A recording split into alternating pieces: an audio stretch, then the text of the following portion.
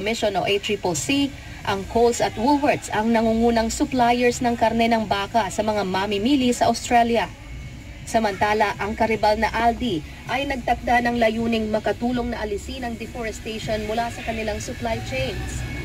Ang Woolworths naman ay may net zero target kung saan pinapayagan ang deforestation basta't ito ay binabawi sa pagtatanim ng puno.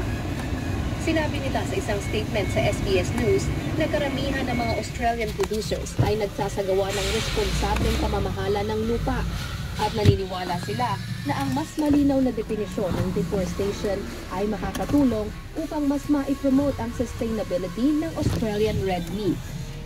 Samantala, ang Coles naman ay nagsasabing wala pa silang target, ngunit kasalukuyan silang gumagawa ng roadmap para dito. Nakikipag-ugnayan din sila sa iba't ibang NGO, kabilang na ang Australian Conservation Foundation, Greenpeace at Wilderness Society upang tugunan ang iba't ibang isyong may kaugnayan sa kalikasan. Nananawagan din ng Conservation Foundation na magkaroon ng mas matibay na target sa pagtatapos ng taong 2025.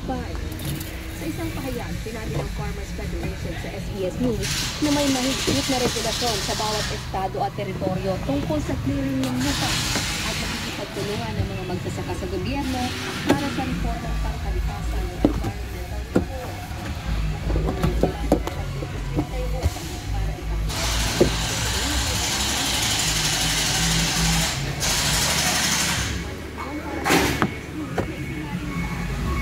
Ako si Evinel Magtibay para sa SBS Filipino.